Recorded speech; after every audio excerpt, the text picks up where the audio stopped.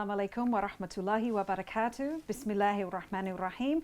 And welcome to our episode today of Once Upon a Time. Once Upon a Time. Very good. And in the studio we have with us Salma. Hi, Salma. Hi. Hi, Yusuf. Hi. And hi, Abdul Rahman. Hi. Hi. So, what were we talking about in the last episode? It was About Prophet Yusuf. exactly. It was the first part of the story of Prophet Yusuf. So we're going to continue the story today. And just so that we can remind ourselves what we spoke about before, we learnt that Yusuf was thrown into the well by his brothers. And other people found him in the well while they were getting water, and then they sold him. Exactly. And then to the next, I think, important person, the prime minister, maybe. Yes, a minister, the big minister in Egypt. Exactly. Yes, very good, Salma. So he was there. He was in the palace. And what happened to the minister's wife? She liked Yusuf, and she got him once in a room, and then I don't know what she did to him. I don't really remember that much. But then she ran after him, and then he I remember. That's right. I That's remember right. So what everything. happened? And she was tore that- his shirt. Yes, so he ran for the door and she ran after him and she grabbed his shirt, and then the door opened and Aziz, her husband, was standing there. That's the part that I've been waiting for. You've been waiting for Of the course, next part. of yes. course, because your name is Yusuf. Okay, so let me tell you what happened next. Okay, so when her husband opened the door without any hesitation, Zuleika, which is her name, Yeah. she turned the situation around and she cried to her husband and said, "What is the punishment for one who had evil design against your wife?" That was a lie. Yes. And it was she who tried to seduce, she who tried to seduce me. Yeah, That's what Prophet Yusuf would said. never do that. Yes, it wasn't me. So Then one of the she lied. She Yeah, lied, she yes, did. she did. Then one of their relatives appeared and offered a solution. And they said, if his shirt is torn from the front, then she has told the truth and he is a liar. But if it is torn from the back, then she has lied and he is truthful. That's the truth. She tore it from the back. Yes. So when her husband saw that Yusuf's shirt was torn from the back, her husband said to her, "This must be an example of the cunning of you, woman. Indeed, your cunning is so shrewd." And the chief minister apologized to the prophet for his wife's behavior. That must be so delighted for Prophet Yusuf that Yes. whatever he's called again has found out the truth, and then he wouldn't have to get punished. That's right, yes. He was telling the truth. Yeah. So the Aziz then asked the prophet to remain silent on the matter. And the prophet said okay, that he wouldn't say a word to anybody about what happened.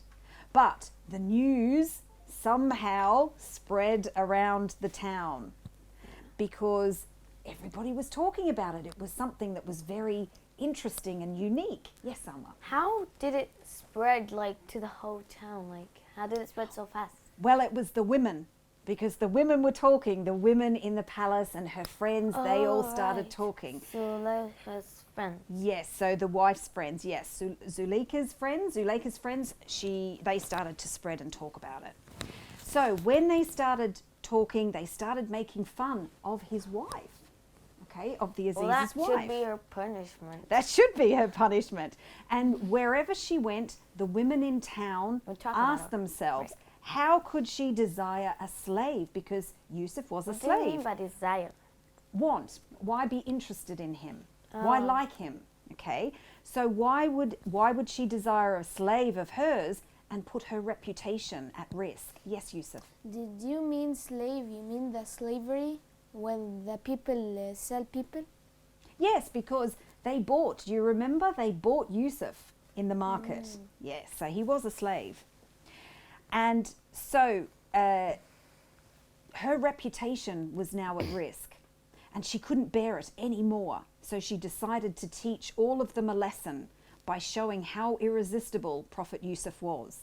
So she made a plan and she wrote a letter to all the noble women in the town, and she invited the noble women, the important women, all the very high status women. But she was lying. Yes, but they didn't know this. They didn't know she was lying.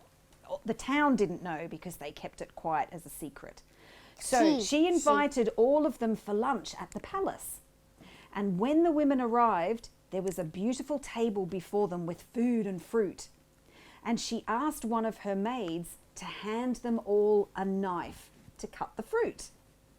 They started cutting the fruit, and then she asked Yusuf to dress up in nice clothes to beautify himself, and she summoned the prophet to come. And Prophet Yusuf walked in. He walked into the hall very gracefully, and the guests were amazed. They were dumbfounded. So she can prove to them like how beautiful he is. And she felt Yes, very good, Salma, yes. So they looked at him and they realized that in fact they were actually cutting their palms with the knife without even knowing. What's palm? Their hand, their palm with the knife, because they were so amazed at how beautiful he was. They were cutting the hand. Their How hands. did they not feel the pain? They probably did, but they were still cutting. I do. So they were so amazed by his beauty, and they were bleeding. They didn't feel the pain that we would feel because they were so amazed. And the women were shocked. They were shocked. And this is for one of those whose love you criticized me for. This is what the wife said. You criticized me for the love that I had for this beautiful person. And I don't deny I tried to seduce him, but he firmly refused. And if he does not do what I order him to do, he will certainly be imprisoned and disgraced. And that stupid wife. The prophet prayed, "My Lord, I would rather be in jail than do what they invite me to. And if you do not turn their cunning away from me, I might yield to them. I might do what they say and fall into ignorance." So he was asking Allah. Prophet Yusuf was asking Allah to save him, even if it was something bad, to save him from these women. And Zuleika was ashamed. She knew that if the prophet remained free, people would mock her, make fun of her. So she tried to convince her husband to put him in prison. And Aziz loved the prophet like his own son, but he also wanted to avoid any scandal in the town, even though he knew that the prophet was innocent. So he ordered the arrest and imprisonment of Prophet Yusuf. Now, the life of the prophet is a perfect example of patience in the face of any adversity, and also any danger. hardships that we have in life. And also danger. What, sorry? And also Danger.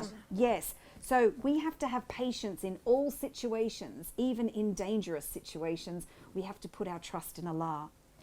And the prophet faced trials, many trials, with complete trust in Allah. Yet here he was once in an extremely difficult situation. It was during his time in prison that Allah subhanahu wa ta'ala blessed him with the ability to interpret dreams. He could understand what dreams meant. And the prophet shared a cell with two other men. One was a cupbearer, so he gave water or juice or anything to drink in a cup. And he was a cupbearer of the kingdom, of the palace. And another of the king, the other man was the king's baker. And these two men, they recognized Yusuf's piety and righteousness. The men woke up at night from their sleep and they were worried of the dreams, the very vivid and lifelike dreams that they were having. So they decided to seek help from Prophet Yusuf. And the cupbearer told the prophet, "I saw a dream in which I was pressing wine for the king." And the baker said, "I dreamed about herbs eating bread from above my head." Eating bread above my head. He dreamed about birds eating bread from the top of my head. And the prophet told them, "I will tell you the meaning of these dreams." He told them, "I can even tell you what kind of meal you will be served before you receive it. And this knowledge is from what my Lord has taught me. Which is Allah. Which is Allah. I have shunned the faith of a people who disbelieve in Allah and deny the hereafter. So he told the cupbearer that he will soon be left free, that his dream meant that he would be let go, he would be turned free, and he would return to his service to the king.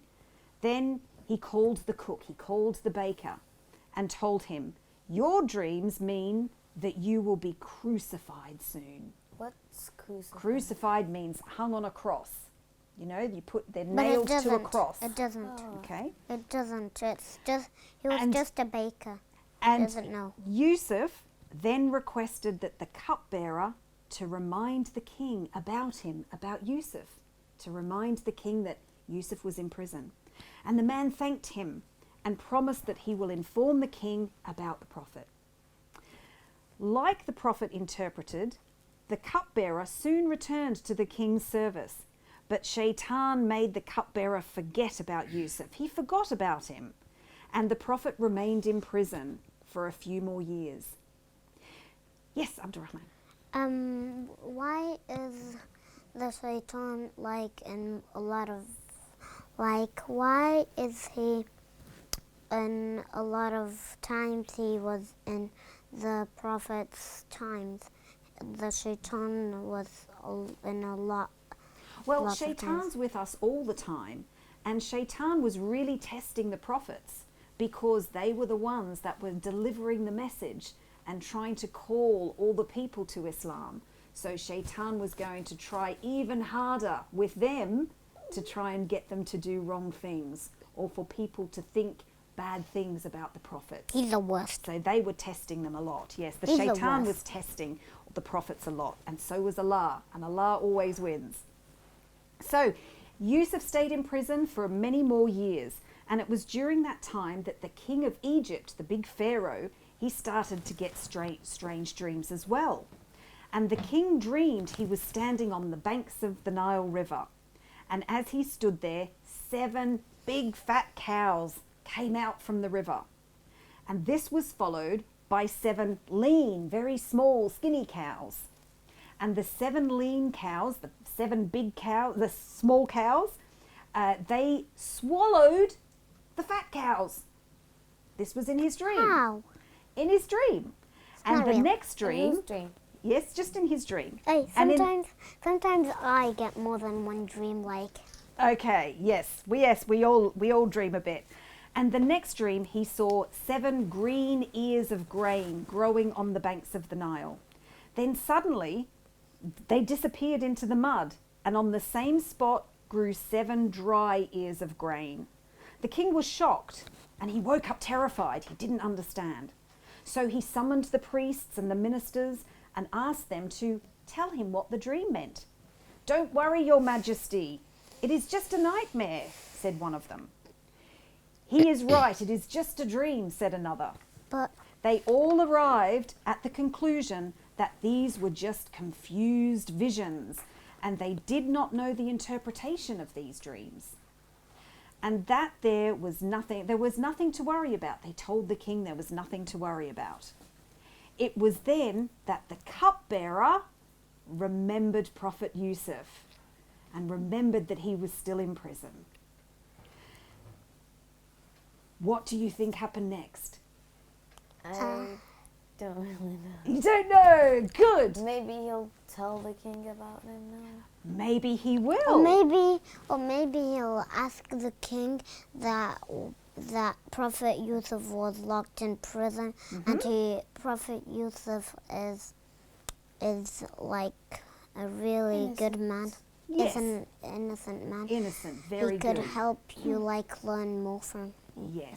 Inshallah. Inshallah, we will learn that. I think one of them he will tell the king, and the king won't agree that to get him out. He will just say Who was the no.